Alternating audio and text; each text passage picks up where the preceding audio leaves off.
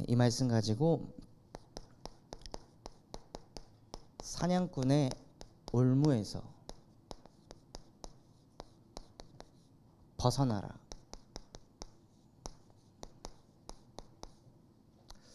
라는 말씀으로 하나님께 예배 드리도록 하겠습니다. 제가 복음 받고 나서 저를 정말 많이 치유했던 메시지였습니다. 그때 당시 메시지 흐름이 올무에서 벗어나라 라는 메시지가 본부 강단을 통해 끊임없이 나오고 있을 때였거든요. 그래서 그때는 생각이 올무에서 벗어나라 라는 말씀을 류 목사님께서 계속 해주셨습니다. 그래서 그 덕분에 제 생각이 정말 많이 치유가 되고 복음화되는 응답을 받아서 정말 요 말씀 그대로 사냥꾼의 올무에서 벗어나는 오늘이 되시기 바랍니다. 고린도후서 10장 4절에 보면요, 우리의 싸우는 무기는 육신에 속한 것이 아니요 어떠한 견고한 진도 무너뜨리는 하나님의 능력이라. 모든 이론을 무너뜨린다고 하셨습니다. 근데 이제 필리비가 나오고 나서부터 계속 제가 이론을 듣는 거예요. 신생아 때는 이걸 조심해야 된다. 이러면 안 된다. 이러면 큰일 난다. 막 이런 이제 이론들을 자꾸 보고 듣고 이런 것들을 하니까요, 마음속에 뭐가 생기냐면 이 불안이 생기더라고요. 이러면 어떡하지? 저러면 어떡하지? 이런 이제 생각들이 막 들어오는 거죠. 근데 이 불안한 마음이 들어온 그 내용이 저는 그렇게 생각했거든요. 믿음은 들음에서 나고 들음은 그리스도의 말씀으로부터 난다고 한 것처럼 자꾸 불안한 내용을 자꾸 들으니까 내가 이렇게 불안해지지, 이런 생각이었거든요. 근데 사실은요, 진짜 제 마음이 불안했던 이유는 따로 있더라고요. 왜 이렇게 불안할 수밖에 없었냐?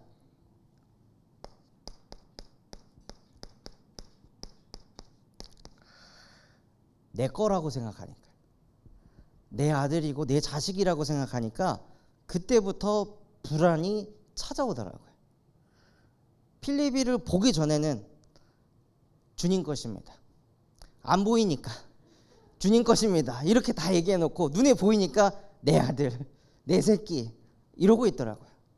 분명히 이 자궁은 임신하기 어려운 그런 상태입니다 라고 했는데 하나님이 임신을 하게 하시고 이거 100% 그 조산합니다 라고 의사가 얘기했는데도 하나님이 쉬지도 않고 졸지도 않고 주무시지도 않고 지키시고 보호하셔가지고 다 키우시고 태어나게 하셨는데 막상 딱 나오니까 주님의 것이 아니고 내 거, 내 아들, 내 새끼 이러고 있더라고요.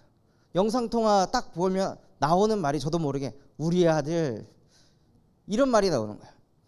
참 렘넌트 하나님의 자녀가 아니라 처음 나오는 단어가 우리 아들, 내 새끼, 아빠 보고 싶었지, 이 말을 하고 있는 거예요. 왜냐? 내 거라고 자꾸 생각하니까. 분명히 눈에 안 보일 때는 주님의 것입니다 라고 했는데 눈에 딱 보이니까 그냥 내 거인 거예요. 이래가지고 사람이 화장실 갈 때 다르고 나올 때 다르다는 게 이런 거구나. 근본이 완전 나 중심이니까. 그래서 하나님께서는 그 모든 이론을 무너뜨리려고 하시는데 어떻게 해야 그게 무너지냐면요, 고린도후서 10장 5절,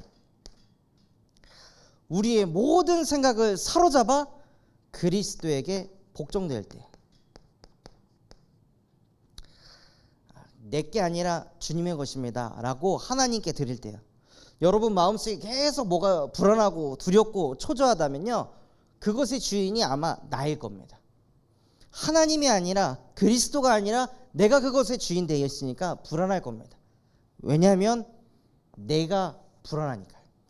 우리의 존재 자체가 불안하고 우리의 존재 자체가 완벽하지 않기 때문에 그걸 내 거 삼잖아요. 그럼 그것도 불안해지는 거예요. 나의 존재 자체도 걱정투성이고 염려투성이기 때문에 내가 뭔가를 소유하면요, 그게 영영 내 거라는 보장이 없기 때문에요, 인간은 끊임없이 두렵고 불안합니다. 그래서 인간이 진짜 그 불안 속에서 해방받으려면요, 모든 생각을 사로잡아 그리스도에게 복종될 때 그때 평안이 찾아오는 것입니다. 왜 그럼 우리가 그리스도에게 복종해야 될까요? 왜냐하면요, 시편 124편 1절에 여호와께서는 내 편이시기 때문입니다. 그냥 마구잡이로 그냥 복종해라가 아니라 여호와께서는 내 편이시기 때문에 복종하라는 거예요. 그분께서는 우리를 위해 졸지도 않고 주무시지도 않고 쉬지도 않고 우리의 모든 출입을 지금부터 영원까지 지키고 보호하실 수 있는 전능자이시기 때문에 여호와께 복종하라는 거예요. 그래서 진짜 우리 마음속에, 심령 속에 우리도 모르게 이거 내 거야, 이거 내 돈이야, 내 경제야 라고 생각하는 거 있다면요, 주님께 드리시기 바랍니다. 이거를 누리려면요, 우리가 이 복음을 매일 만나지 않으면 안 됩니다.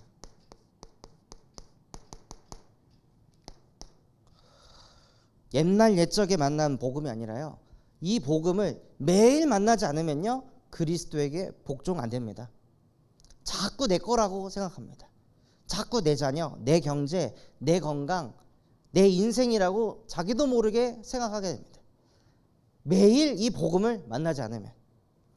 왜냐하면 인간은요, 하나님의 형상대로 창조된 영적 존재이기 때문입니다.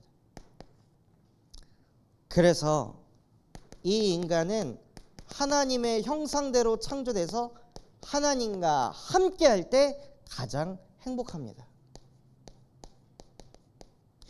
이것은 창조 원리입니다. 그 누구도 이것에서 자유할 수 없습니다. 그냥 이렇게 지어졌습니다.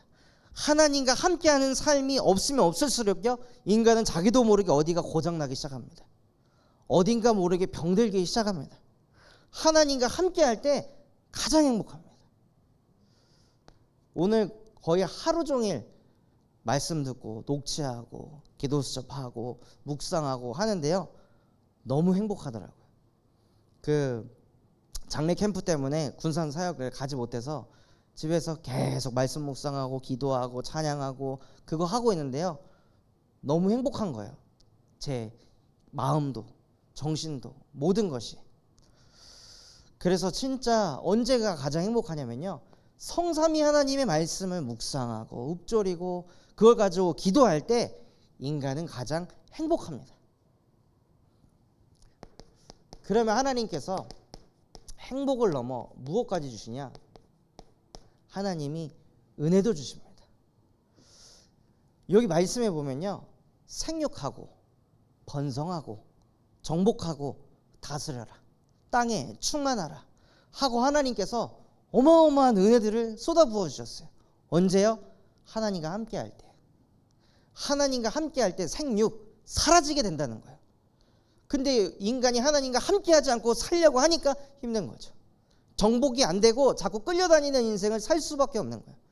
하나님이 나와 함께 하시기 때문에 문제 앞에서도 요동하지 않고 흔들리지 않고, 아무리 문제가 와도 나의 도움은 천지를 지으신 여호와께로부터 오는 것이다 하고 늘 그 은혜가 넘치면요, 행복을 넘어 정복하는 인생을 살게 하십니다.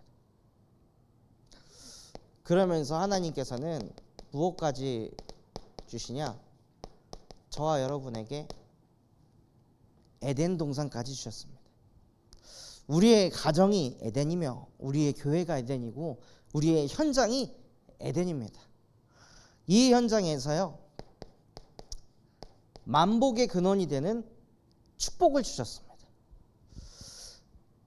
이렇게 하나님께서 인간을 영적 존재로 창조하셨는데, 만약에 이 영적 존재 이거를 못 누리게 되면 뭐만 남을까요?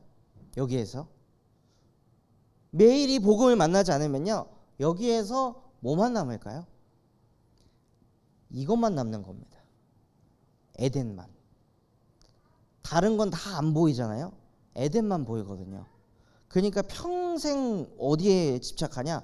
눈에 보이는 그 에덴 동산, 이 가정을 내가 어떻게 지킬까? 이 교회를 내가 어떻게 부흥시킬까? 이 산업 현장에서 내가 어떻게 응답받을까? 이것만 보이는 거예요.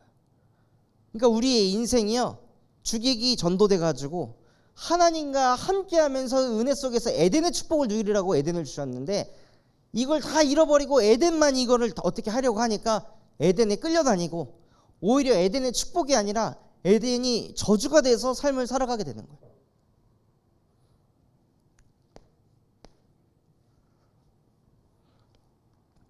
그래서 하나님께서는요, 무엇을 주셨냐? 십자가 부활을 우리에게 주셨습니다. 원래 인간은 하나님과 함께하며 그 은혜 속에서 에덴의 축복을 누려야 되는데요, 매일 이 복음을 만나지 않으면, 매일 나에게 예수가 그리스도 되는 그 시간이 없으면요, 어떻게 되냐? 이렇게 돼요.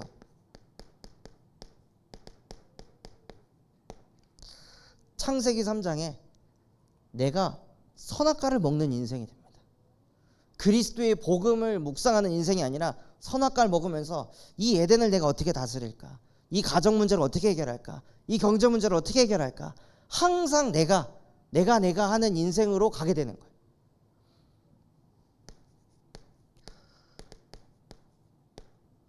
근데 그 인생을 사는 걸 넘어서요, 모든 사람이 죄를 보면서 죄 가운데 빠져가지고 어디에 딱 사로잡히냐? 이 사냥꾼에게 딱 사로잡힙니다. 너희는 너희 아비 마귀에게서 났으니 너희 아비의 욕심대로 행하고자 하느니라. 그는 처음부터 살인한 자요, 그 속에 진리가 없으므로 진리 앞에 서지 못하고. 뭐가 문제라고 생각하냐면요, 내가 에덴을 잘 못 다스리는 게 문제라고 생각하는 거예요. 진짜 문제는 내가 하나님이 나와 함께 하심이 누려지지 않는 게 진짜 문제인데, 이 마귀는요, 진리 앞에 서지 못하게 하는 거죠. 지금 네 가정이 문제잖아, 이 교회가 문제잖아, 산업이 문제잖아, 경제가 문제잖아, 자녀가 문제잖아 하면서 다른 게 문제라고 계속 생각하게 만드는 거예요. 그러니까 어떻게 되냐? 그 문제가 나중에는 우상이 돼버려요. 이것만 해결된다면, 이것만 채워진다면, 저 사람의 마음만 가질 수 있다면, 여기서만 조금만 벗어날 수 있다면 내가 행복할 수 있을 텐데, 그 문제 쳐다보다가 나중에는 그 문제가요, 우상이 딱 돼버려가지고 그 우상 바라보면서 언제 해결되나 이것만 보고 있으니까요, 자연스럽게 이 상태가 따라오는 거죠. 수고하고 무거운 짐진 자들아 다 내게로 오라, 내가 너희를 쉬게 하리라. 이번에 현장에서 한 영혼에게 복음을 전하는데, 이분이 바닷일하면서 돈을 많이 버신 분이에요. 지금도 경제적으로 문제가 없고 사업처가 있고. 근데 이분이요, 4년 전에 암이 걸리셔가지고 암 수술을 하셨어요. 암 수술을 했는데 수술이 잘 안 됐냐? 너무 잘 됐어요, 수술이. 암이 완전히 깨끗이 딱 사라질 정도로. 근데 암 수술이 딱 끝나면서 이분에게 뭐가 들어왔냐? 우울이 딱 들어온 거예요. 우울한 그 마음이 자기도 모르게 안에 쑥 들어와가지고요, 어느 정도 우울하냐? 누군가가 자기한테 좀 슬픈 얘기를 하잖아요. 그러면은 그 얘기를 저한테 하는 중에 갑자기 표정이 막 그 울상이 되는 거예요. 이런 얼굴이 갑자기 되시더라고요. 이 얼굴은 저희 필리비가 자다가 가끔씩 지는 표정인데, 다 큰 어르신이 제 앞에서 갑자기 이 표정을 하면서 훌쩍훌쩍 하더니 막 울어요. 막 울면서 뭐라고 하냐면, 이게 조절이 안 돼요. 누가 나한테 슬픈 얘기 한마디만 하면은 자꾸 눈물이 나고 콧물까지 나갈 정도로, 그래서 제가 지금 아무것도 할 수가 없어요. 주변 친구들은 야, 왜 그러냐? 너 그렇게 열심히 돈 벌어놓고 그 돈 쓰지도 못하고 그 맨날 그렇게 우울한 생각하고 있냐 하고 막 그런 얘기 하는데, 자기도 힘들어서 안 된다고. 그런데 주변에 그 자기 자녀들이 이 어르신에게 아버지 그거 마음의 병입니다 라고 이렇게 얘기를 해준 거예요. 그러니까 그분이요, 내가 70평생 열심히 돈 벌어야 된다, 성실하게 살아야 된다, 바르게 살아야 된다, 정직하게 살아야 된다, 그런 얘기만 들었지 마음을 지켜야 된다, 마음을 잘 관리해야 된다, 이런 얘기 한 번도 듣지 못하다가 지금 마음에 병이 왔다고 하면 도대체 나보고 어떻게 해야 되냐는 거예요. 이 병든 마음을 도대체 어떻게 해야 되냐고. 그러면서 또 막 계속 우시는 거예요. 그래서 그분에게 어르신, 그 문제 정신 문제 아닙니다. 그 우울은 어디서 왔냐? 여기서부터 왔습니다. 원래 인간은 하나님의 형상대로 창조돼서 하나님과 함께 할 때 가장 행복한데, 그 하나님이 있어야 될 공간을 인간이 자꾸 다른 걸로, 이것저것으로, 돈으로, 성공으로, 명예로 갖다 아무리 채워도 하나님이 있어야 될 공간은 채워지지 않습니다. 그러니 하나님 떠난 인간이 늘 자기 생각, 자기 열심 믿고 살다가 죄 가운데 빠져가지고 사단에게 딱 사로잡혀가지고 어느 날 이렇게 영적 문제 만나서 마음 무너지고 정신 무너지고 육신 무너지고 싹 다 무너지는 이 문제를 가리켜서 무슨 문제라고 하냐? 근본 문제라고 합니다. 하나님을 떠난 영적 문제라고 합니다. 이 문제는 아무리 돈이 있어도, 주변에서 아무리 위로를 해도 절대 해결될 수 없습니다. 이 문제는 이 하나님 떠나 죄 가운데 빠져 사단에게 잡힌 이 세 가지 문제가 끝이 나야 당신이 치유받을 수 있습니다. 진짜 어르신, 오늘 그리스도의 복음에 대해 들어보셨으면 좋겠습니다. 하고 그분에게 복음을 전했습니다. 그래서 이 정신 문제까지 와가지고 나중에는 육신 문제까지 와서 우울한 감정, 우울한 생각 막 들어오니까 손도 막 덜덜덜덜덜 막 떠세요. 원래 다 몸은 다 건강한데 마음이 무너져 있으니까요, 정신 무너지고 육신 무너지고 다 무너져 버리는 거예요. 얼마나 답답하겠어요? 평생을 열심히 살아가지고 돈 많이 벌었는데 이제 그 돈 써야 될 노후에 우울증에 걸려가지고 아무것도 못하고 집 안에서 울고만 앉아있는 자기 자신을 보면서 얼마나 답답하고 힘이 들었을까요? 주변에서는 긍정적으로 생각해라, 왜 이렇게 자꾸 우울하게 생각하냐, 그 말 듣고 그대로 할 수 있으면 얼마나 좋겠어요. 근데 그게 안 되는 거예요. 그러니까 그거는 절대 불가능한 문제입니다. 인간이 해결할 수 없는 문제이기 때문에 이 땅에 하나님께서 누구를 보내셨냐? 예수를 보내셨습니다. 하나님 떠난 인간이 하나님을 볼 수 없기 때문에 눈으로 볼 수 있는 예수를 이 땅에 보내셔서 그 예수께서 내가 곧 길이다, 내가 곧 진리다, 내가 곧 생명이다, 나 아니면 절대 하나님 만날 수 없다 라고 말씀하셨습니다.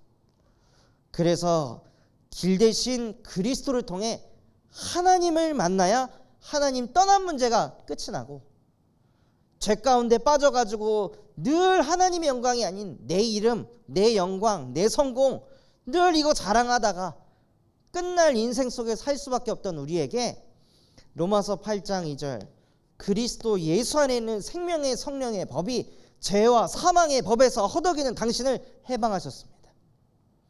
해서 이 죄 문제를 끝내시고 눈에 보이지 않는 이 사단이 진리 앞에 서지 못하게 하고, 거기다가 또 뭐까지 하냐? 요한복음 10장 10절, 도둑이 오는 것은 도둑질하고 죽이고 멸망시키는 것뿐이라. 어르신 멀쩡하신데 자꾸 그 우울한 생각 도대체 어디서 오는 걸까요? 눈에 보이지 않는 사단이요, 우리 인간의 생각, 마음을 딱 잡았습니다. 보이지 않으니까 싸울 수 없고, 보이지 않으니까 이길 수 없고, 보이지 않으니까 인지할 수 없는 이 흑암의 세력을 요한일서 3장 8절, 하나님의 아들이 나타나신 것은 이 마귀를 멸하려 하심이라 해서 이 사단의 머리를 박살내신 예수가 그리스도이시며 살아계신 하나님의 아들이십니다. 이분을 마음의 주인으로 영접할 때 너는 베드로라, 이 반석 위에 내가 내 교회를 세우리니 음부의 권세 너를 이기지 못하리라 하고 이 복음을 전하니까요, 그 복음 받아가지고 영접하시고 계속 눈 감고 기도하시더라고요. 그리고 눈 뜨고 나서 솔직히 70평생 이런 거 한 번도 듣지도 않고 교회라는 곳에 발 한 번 디뎌보지도 않았기 때문에 어렵다. 근데 이걸 믿어야 될 것 같다. 그래서 자녀들을 다 불러와가지고 아버지가 지금 마음에 병이 있는데 이 병을 고치려면 내가 하나님을 믿어야 될 것 같다. 내가 교회를 이제 앞으로는 좀 다녀봐야 될 것 같다 하고 자기 자녀들에게 얘기해야 될 것 같다고 그렇게 포럼을 하시더라고요. 그분이요, 이 복음을 만나지 않았더라면 어떻게 됐을까요? 이 세상 풍조, 그렇게 우울할 때 사람들 뭐 하죠? 어르신들 약주하시잖아요. 근데 이분은 술도 잘 못 마셔요. 근데 주변 사람들이 힘들 때마다 약주를 먹으니까 이분 뭐 하는지 아세요? 약주 한 두 잔 먹고 얼굴 빨개지니까 화장실 가서 그 어르신이요, 목구멍에 손가락 넣어가지고 토하고 다시 와서 술 먹고. 왜냐? 살고 싶으니까요. 알코올 중독자가 아니라요, 살고 싶으니까 술을 마시는 거예요. 근데 이 복음을 만나지 않고 세상 풍조가 다 그 짓 하면서 살고 있으니까 마치 저렇게 살아야 되는 게 인생인 것처럼 사람들이 착각하고 끌려다니는 거죠. 그러니까 이 복음을 그분이 만나지 않았더라면요, 그 흐름으로 끌려가는 거예요. 그래서 저와 여러분이 이 복음을 만났다는 게 어마어마한 축복이고 은혜인 겁니다. 또 하나님께서는 우리에게 원색 복음을 주셨습니다. 그 복음이 무엇이냐? 갈라디아서 2장 20절. 내 인생의 주인은 내가 아니라 그리스도이십니다. 이번에 현장에서 한 분이 자녀가 막 아픈데, 과거에는 자녀가 아프면은 항상 자녀한테 이랬대요. 미안해 엄마가 자꾸 너 아픈데 일 나가서, 미안해 네가 아픈데 엄마가 너를 항상 돌봐주지 못해서 미안하다, 엄마가 이래가지고 미안하다, 엄마 때문에. 그러니까 늘 자녀한테 미안해 이런 말을 한 거예요. 왜냐? 양심으로 사는 거죠, 자녀 앞에서. 근데 이제는 복음 받아가지고 자녀가 막 아픈데 미안해 우리 딸, 이게 아니라 주님, 내 딸 아니라 주님 딸입니다. 주님이 빨리 고쳐주세요. 주님 딸 아파요. 지금 주님 일하셔야 돼요. 하고 주님한테 계속 맡긴다는 거예요. 막 딸이 막 열이 막 40도로 막 올라가는데, 주님 보이시죠? 주님 딸 지금 아픈 거 주님이 하셔야 돼요. 주님이 지켜줘야 돼요. 주님이 치료해 주셔야 돼요. 하고 주인을 바꾸고 맡겨버리니까요, 시달리는 생각으로 가지 않는다는 거예요. 전에는 항상 자녀한테 미안하다, 내가 이래서 미안하다, 내가 저래서 미안하다, 항상 미안하다는 말을 달고 살았는데, 주인이 딱 바뀌어버리니까요, 하나님께 맡기고, 열 떨어지면 하나님 감사합니다, 안 아파지면 주님 감사합니다. 주인 하나 바뀌었을 뿐인데요, 인생의 그 선택이 바뀌어지는 거예요. 또한 요한복음 14장 10절에서 그리스도께서 내 안에서 무엇을 하시냐? 그의 일을 하십니다. 이게 정말 원색 복음을 누리는 사람이에요. 예수는 그리스도, 모든 문제 해결자 하나님, 이 문제 해결해 주세요. 거기다가 그리스도의 복음을 계속 선포하고 그 문제 해결해 달라고 막 징징거리는 게 아니라요, 진짜 원색 복음을 누리는 사람은 그리스도의 복음을 가지고 당신의 일을 나를 통해 하여 주시옵소서, 당신이 하실 일에 내 인생이 쓰임받게 하여 주옵소서, 하나님 오늘도 나를 사용해 주시니 감사를 드립니다. 이게 진짜 원색 복음이 우리께 된 사람인 거죠. 그리고 정말 원색 복음을 누리게 되면요, 사도행전 1장 8절, 오직 성령이 임해서 땅끝까지. 그래서 세계복음화에 증인되는 것이 우리의 목표가 됩니다.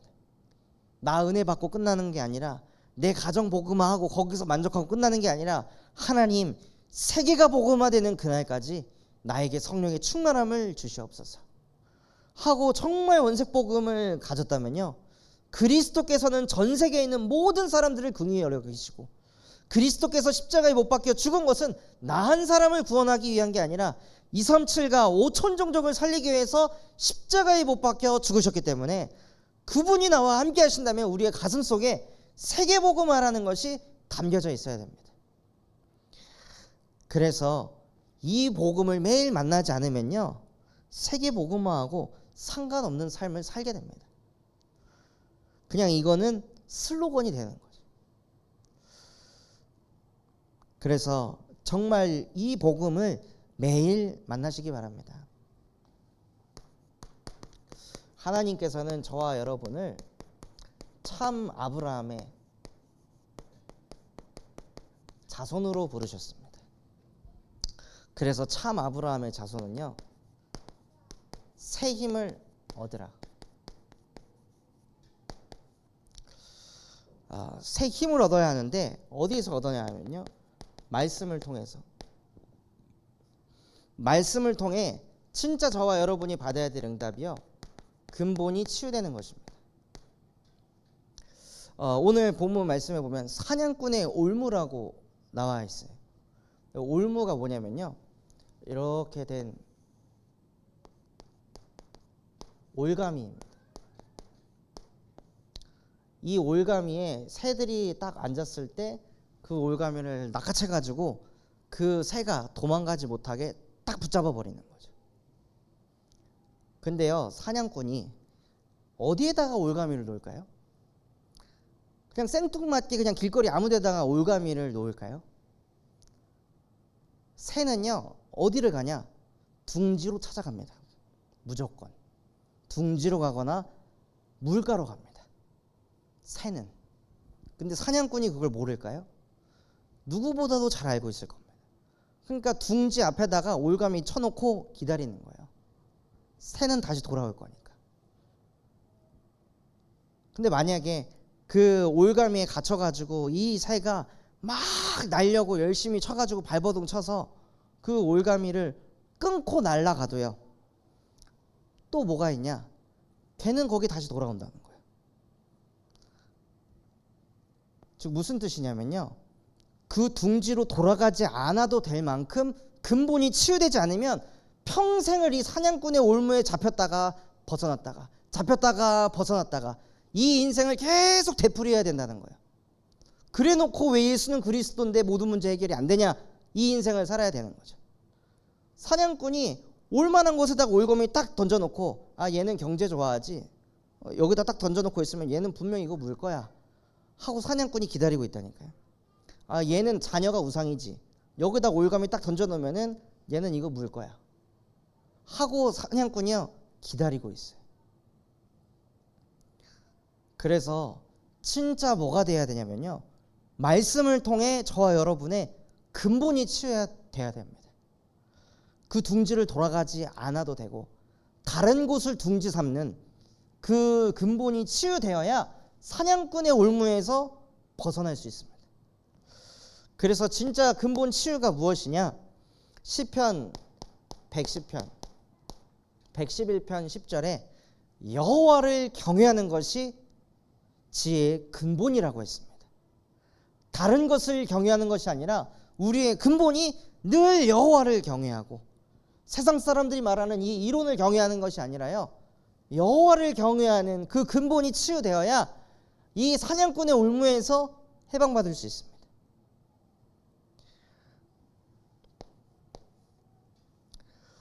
그리고 어디에서 힘을 얻어야 되냐면요, 기도를 통해서.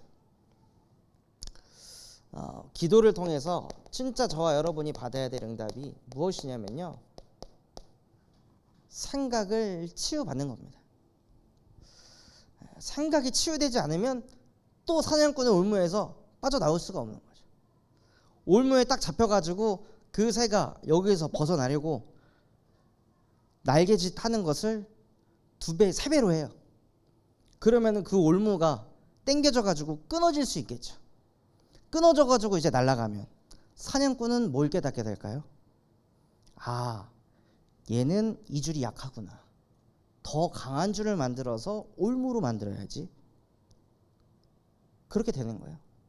근데 사람들은요, 이걸 끊어야지, 생각이 치유되지 않으면요 아예 잡힐 생각을 하면 안 되는데 여기에서 막 빠져나오고 여기에서 해방받을 궁리만 하고 있으니까요, 거기서 못 나오는 거예요. 사냥꾼은 더 강한 올무를 준비하고 있는데. 그래서 하나님께서는 생각이 치유되기 위해서 마땅히 생각할 그 이상을 생각지 말라고 하셨습니다. 하나님의 선하시고 온전하시고 기쁘신 뜻이 무엇인지 기도를 통해 분별해야 되는데, 우리도 모르게 기도를 통해서 자꾸 문제 속으로 들어가고 염려, 걱정, 갈등 속으로 빠져들어간다는 거야. 그럼 들어가면 들어갈수록, 그 속에서 나오려고 하면 할수록 사냥꾼이 알고 올무를 더 강하게 죄겠죠. 그래서 마땅히 생각할 그 이상을 생각지 말고 오직 하나님의 선하시고 기쁘신 뜻이 무엇인지 분별하도록 하라.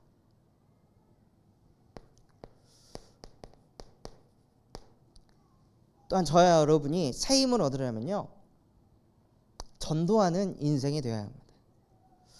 전도가 무엇이냐? 인생 치유입니다.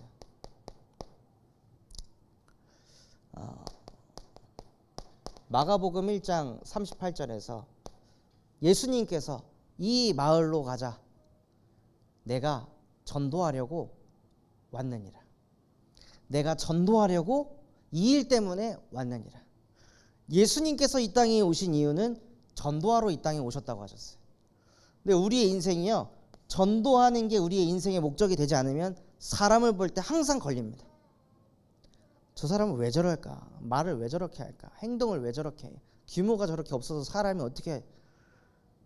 살리는 생각이 아니라요, 이 창세기 3장에 얻어 걸려가지고 사람의 됨됨이, 인간이 왜 저래, 이런 것만 보고 있는 거죠. 예수님께서 이 땅에 오신 것은 사람을 정죄하고 판단하려고 온 게 아니라 전도하려고 이 땅에 오셨거든요. 그럼 전도하려고 오신 예수 그리스도께서 내 인생의 주인 되신다면 우리의 인생 또한도 전도 속에 있어야 되는 거죠. 일주일을 사는데 한 번도 내가 누군가에게 복음을 말하지 않고 어디 다락방도 하지도 않고 그러고 있다면요, 우리의 인생은 절대 치유될 수가 없습니다. RSS 교사분들이 일주일에 한 번씩 메시지를 하거든요. 보니까 막 조회수가 막 성령 집사님 보니까 한 50회도 넘고 영서쌤도 막 20회도 넘고 막 이래요. 그러니까 메시지를 누가 많이 본다는 거죠.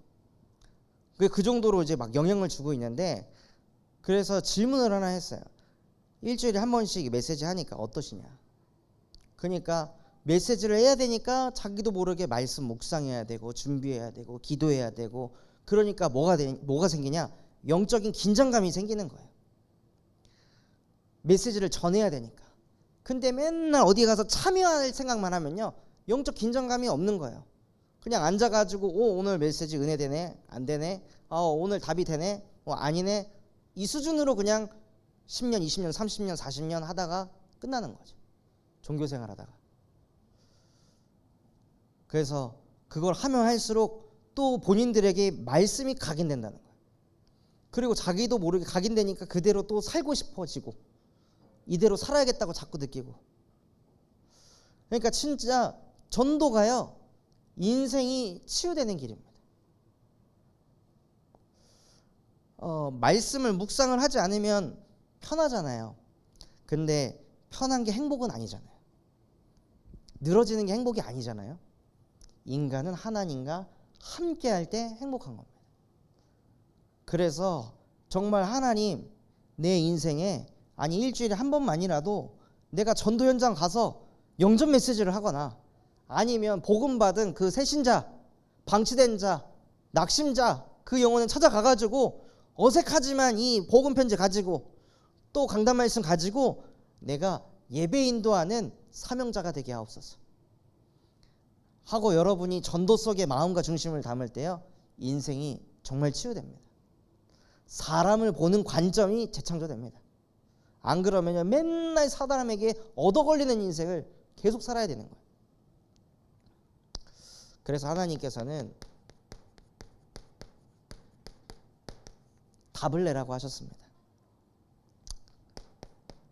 나의 존재 자체가 하나님의 히든 카드다. 그래서 하나님의 히든 카드이기 때문에, 하나님의 히든 카드는요, 무엇 하는 사람이냐? 주님, 내가 여기 있습니다. 나를 사용하여 주옵소서. 이게 정말 하나님의 히든 카드입니다. 그래서 아브라함도 주님 내가 여기 있습니다. 또 누가 하나님의 히든 카드로 쓰임 받았냐면요, 사무엘이 주님 내가 여기 있습니다. 나를 사용하여 주옵소서. 또 모든 사람이 그 사울의 행실을 보고 쟤는 진짜 답이 없다, 저거는 적그리스도인이다 라고 사울에게 아무도 복음 증거하지 못할 생각을 가지고 있는 그때에 하나님께서는 아나니아를 하나님의 히든 카드로 사용하셨습니다. 아나니아야 하니까 주님 내가 여기 있습니다. 말씀만 하옵소서. 이게 하나님의 히든 카드입니다. 하나님이 말씀하시면 곧장 아멘 할 수 있는 사람, 하나님이 나를 쓰시겠다 하면은 계산하지 않고 바로 투입될 수 있는 그 사람, 그 사람이 정말 저와 여러분이 됐으면 좋겠습니다. 그래서 하나님께서는 나를 하나님의 히든 카드로 사용하시고 우리의 가정을 복음 명문 가문으로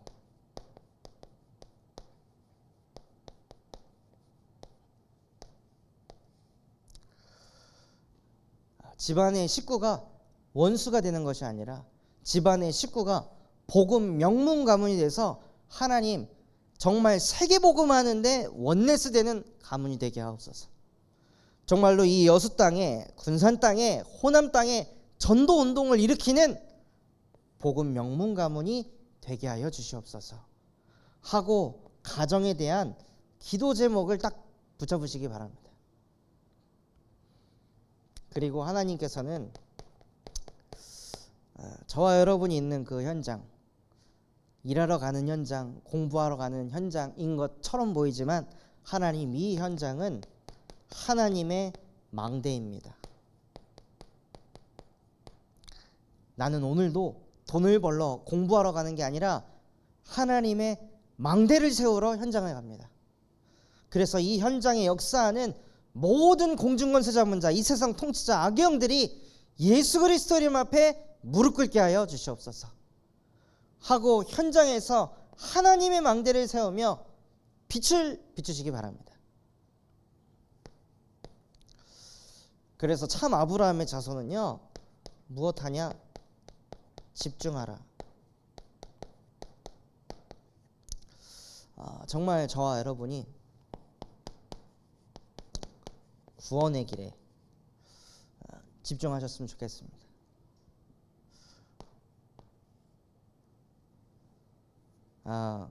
이 구원의 길이 뚫리질 않는데 어떻게 사람에게 복음을 전하고, 구원의 길이 뚫리질 않는데 어떻게 이 전도자의 삶을 살아갈 수가 있을까요? 근본이 안 바뀌었는데요. 근본이 아직도 창세기 3, 6, 11장으로 살고 있는데 그게 보이지도 않고 완전히 흑암에게 덮여가지고 그 상태에서 예수는 그리스도 모든 문제 해결자라고 말하고 있으면요, 현장의 흑암이 절대 안 무너집니다. 그 불신자가 다 압니다. 너나 잘하라고, 너나 잘 믿으라고, 너부터 믿고 와서 나한테 얘기하라고 속에서 말하고 있습니다. 그래서 진짜 이 구원의 길 성구 하나하나 써보시면서요, 나를 여기다가 적용하시는 거예요. 내가 뭐 때문에 지금 시달리고 있지? 하고 딱 쳐다보면요, 불신자 6가지 상태에 빠져가지고 내가 이걸 해결하려고 내가 하고 있는 노력을 한번 거기에 적어보세요. 내가 진짜 그 상태에서 해방받기 위해서 복음을 누리고 있는 건지 아니면 종교에 빠져가고 있는 건지, 자꾸 사람에게 위로받으려고 하고 세상 방법을 쫓아가고 있는 건 아닌지. 분명히 사도행전 4장 12절에 천하 사람 중에 구원받을 만한 다른 이름을 우리에게 주신 적이 없느니라 말씀하셨음에도 불구하고 나는 다른 길을 찾고 있는 건 아닌지, 구원의 길은 오직 예수인데, 오직 예수만이 그리스도인데 나는 다른 게 그리스도가 되어 있지는 않는 것인지, 그래서 내가 사냥꾼의 의무에서 벗어나고 있지 못한 게 아닐까 하고 정말 이 구원의 길을 내 영혼의 심령에 선포하시면서 예수가 그리스도 되는 그 축복을 누리셨으면 좋겠습니다. 그래서 이 구원의 길을 통해요, 우리의 영적 근본을 든든히 세우면서 삼구상 기도를 누리시는 겁니다. 성삼위 하나님이 9가지 보좌의 축복을 통해 3시대를 살리게 하실 줄 믿습니다. 하면서 나의 근본을 구원의 길로 세우고 상구상 기도를 통해 보좌의 축복을 내 영혼 속에, 심령 속에 계속 쏟아붓는 거죠. 그리고 나서 영적인 힘이 있어야 이 말씀이 실제 믿어지고 담겨질 거잖아요. 내 영적 상태가 저 밑바닥에 있는데 너는 복의 근원이야, 너를 통해 열방이 살아날 거야. 들어보세요. 무슨 생각이 드는지. 내가 지금 힘들어 죽겠는데 이 문제 잡혀가지고 막 시달리고 있는데 너는 복의 근원이야, 너를 통해 열방이 살아날 거야. 힘이 나실까요? 그래서 근본을 세우고 계속 보좌의 축복을 내 영혼 속에 쏟아 부으면서 교회에서 끊임없이 쏟아지는 그 교회의 언약을 딱 붙잡으시는 거예요. 그래서 이게 어디까지 가냐? 네가 가이사 앞에 서야 할 것이다 하는 그 언약까지. 그래서 정말 이 근본에, 보좌의 축복에, 우리 교회의 언약에 집중하는 참 아브라함의 자손 되시기 바랍니다. 사냥꾼의 올무에서 벗어나라.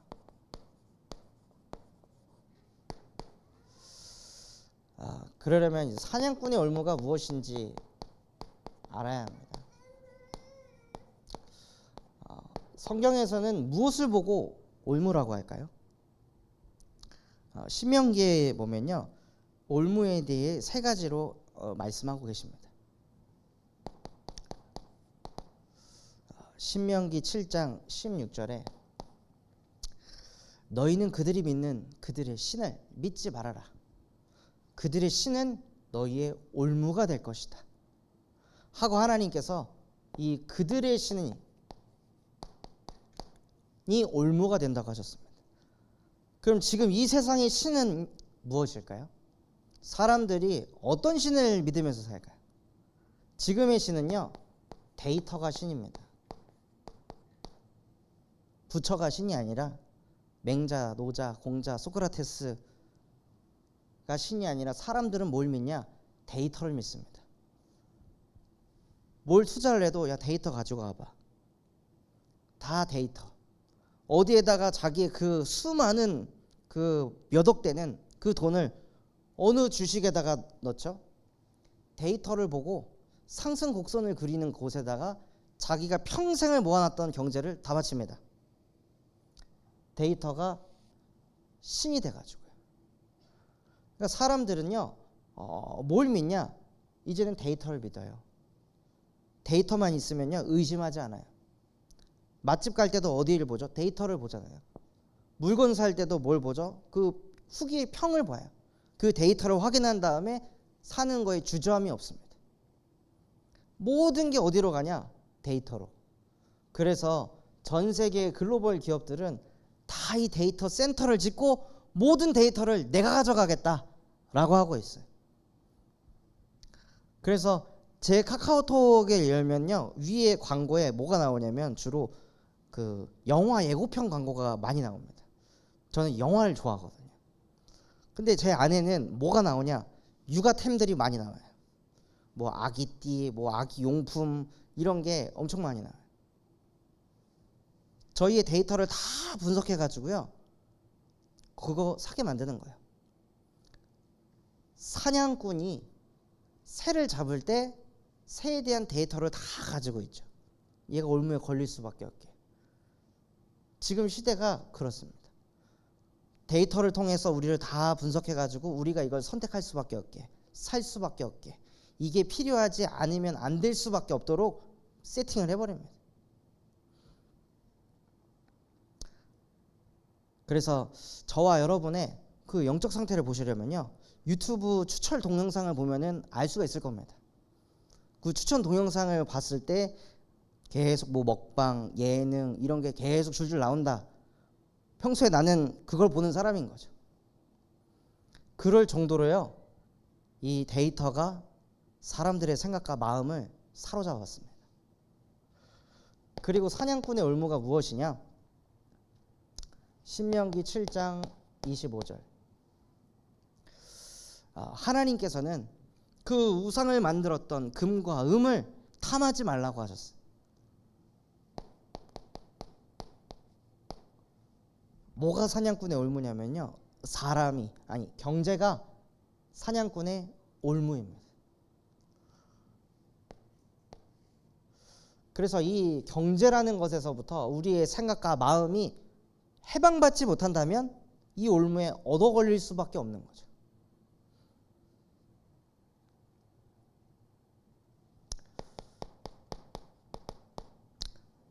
또 신명기 12장 30절에 보면요, 하나님께서 너희는 그 망한 자들의 그 뒷걸음을 따라가지 말라고 하셨어요. 그 길을 쫓아가지 말라고 하셨어요. 그러니까 사람 따라가지 말라고 하나님께서 말씀하셨습니다. 그것이 너희의 올무가 될 것이라고. 그래서 사냥꾼은요, 데이터를 가지고, 경제를 가지고, 사람을 가지고 저와 여러분을 올가맵니다. 그래서 하나님과 함께함을 누리지 못하게 하고, 예수 그리스도의 복음을 누리지 못하게 하고, 평생을 이 올무에 딱 잡혀가지고 끌려다니는 인생으로 만든다는 거예요. 그래서 이 속에서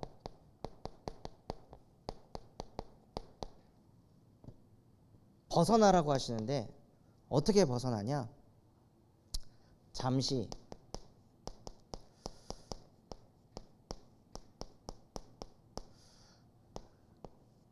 핸드폰을 끄시는 겁니다. 집에 가셔서 핸드폰을 잠시 끄시고요, 그 시간에 묵상할 말씀,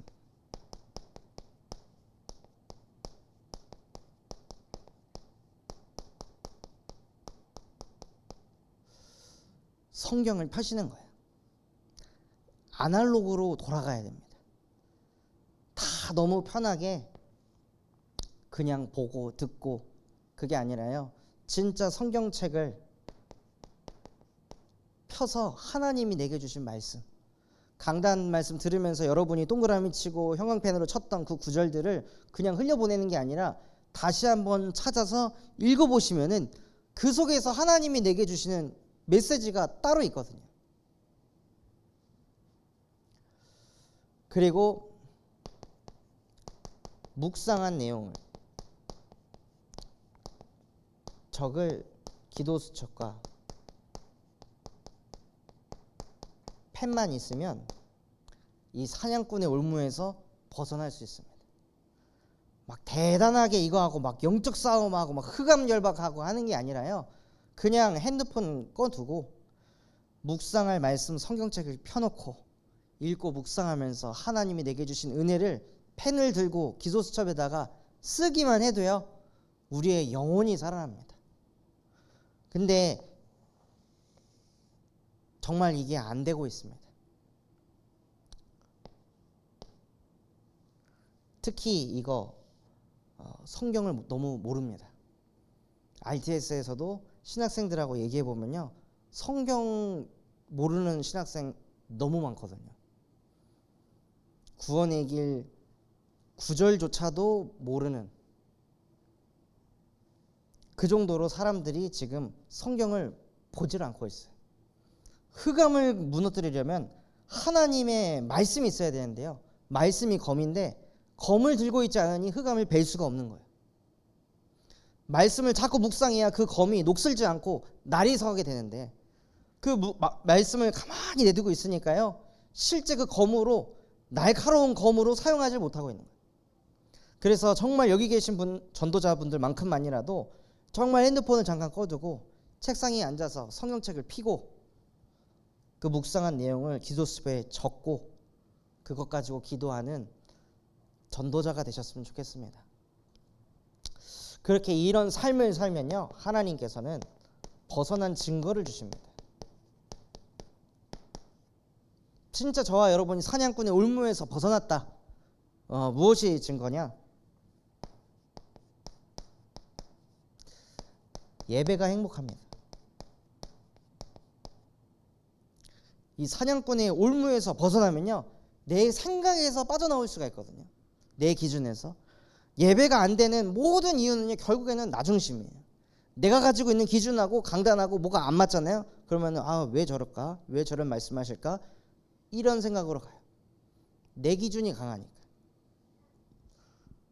근데 정말 우리가 이 사냥꾼 올무에서 벗어나면요, 예배 드릴 때 행복합니다. 우리 심령의 마음속에 메시지가 딱딱딱딱 꽂히는 거예요.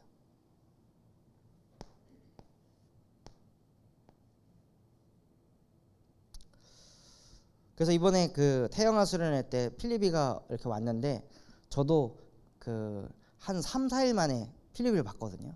그 봤으니까 나도 이제 막 안고 싶고 막 그러고 싶은데, 여기에서 와우 필리비 이쁘다 하고 안아가시고, 저기에서 필리비 이쁘다 하고 데리고 가시고, 이러니까 나도 3, 4일 만에 봤는데 아들 얼굴을 못 보는 거예요.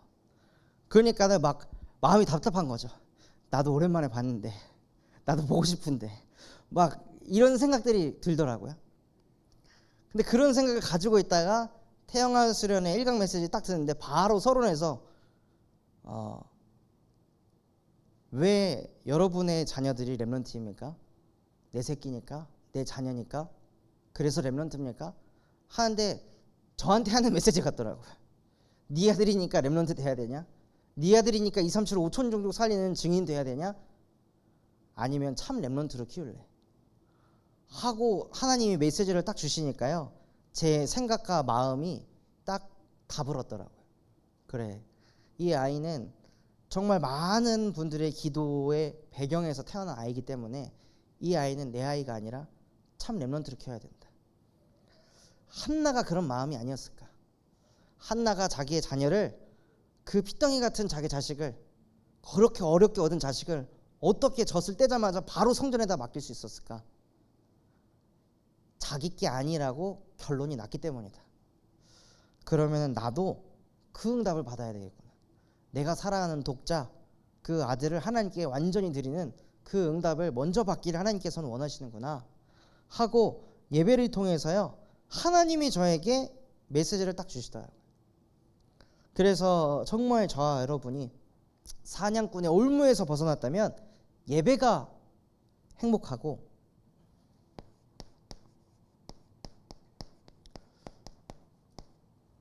기도가 지속이 됩니다. 사냥꾼의 올무에서 벗어나면요, 기도하는 시간이 너무 좋기 때문에 이 시간을 지속하게 되는 거죠. 그러면 어떻게 되냐면요, 우리도 모르게 전도 현장으로 가게 됩니다. 예배가 좋고 기도가 너무 좋으니까. 이거 사람들이 좀 알았으면 좋겠다, 이거 좀 들었으면 좋겠다, 이런 마음이 막 생기는 거죠.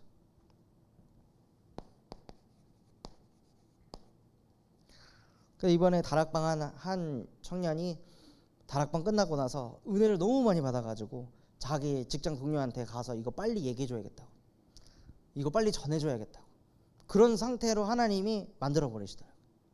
사냥꾼의 올무에서 나와가지고 예배가 행복해지니까요, 그 기쁨이 너무 좋아서 가서 말해주고 싶은 거예요. 그래서 정말 저와 여러분이 사냥꾼의 올무에서 벗어나면요, 무슨 응답을 받게 되냐면 캠프의 응답을 받게 됩니다. 그래서 내일도 목사님하고 같이 저기 1구역에 우리 사명자분들 모아가지고 1구역에 캠프를 합니다. 그래서 1구역 안에 있는 그 사명자들을 통해 전도운동이 일어나도록, 그리고 저희 군산지교회가요, 다음 주 수요일에 3주년 설립 예배 합니다. 이때도 캠프로, 그래서 그 합창단이 와가지고 이 특별 공연을 해주시거든요. 한 거의 30명 정도 되시는 분들이 오시는데, 거기에 불신자도 있고 종교인도 있고 여러분들이 계세요. 그래서 그 분들에게 그리스도의 복음을 비추는 캠프가 되도록 지금 기도하면서 준비하고 있습니다. 그리고 목사님께서 또 제주도 가셔서 제주 캠프 인도하고 계시는데, 정말 제주도 현장에 그 모든 우상이 무너지고 사냥꾼의 올무에서 벗어나서 캠프가 일어날 수 있도록, 그래서 저희 교회가 끊임없이 캠프 속으로, 끊임없이 전도 현장 속으로, 말씀 운동 속으로 들어가는 그러한 은혜가 있기를 예수 그리스도 이름으로 기도하겠습니다. 받은 말씀 가지고 저희 합심해서 기도하도록 하겠습니다.